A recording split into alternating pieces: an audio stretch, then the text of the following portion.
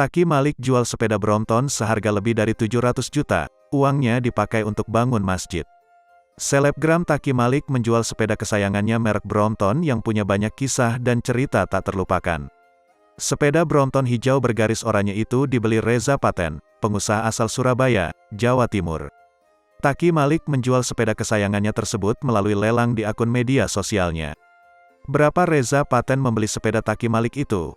Harganya Rp777.777.777 rupiah, kata Taki Malik di kawasan Cibinong, Kabupaten Bogor, Jawa Barat, Rabu, tanggal 19 Januari tahun 2022, sore.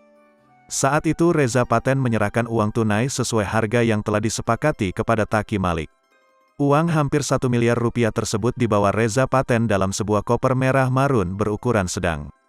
Sebaliknya, Taki Malik secara resmi memberikan sepeda Brompton miliknya dan diserahkan ke Reza Paten.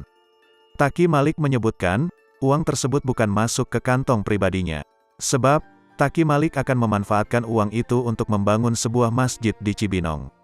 Sebelumnya, Taki Malik juga melelang jam tangan Rolex koleksinya.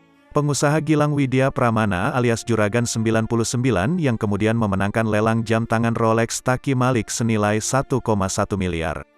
Nantinya, uang dari Gilang Widya Pramana tersebut akan dipakai seluruhnya oleh Taki Malik untuk membangun masjid di Yogyakarta.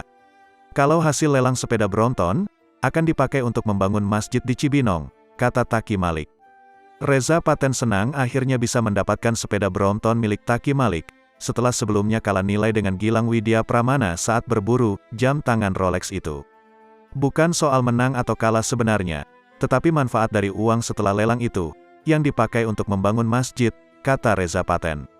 Sepeda Brompton itu begitu bersejarah bagi Taki Malik karena selalu menemaninya selama kuliah di Madinah, Arab Saudi. Apabila jemaah yang lain jalan kaki saat keliling Mekah dan Madinah, saya goes dengan sepeda ini, kata Taki Malik. Taki Malik berharap, masjid-masjid yang sedang dibangunnya dari uang hasil lelang itu bisa segera digunakan saat Ramadan tahun ini.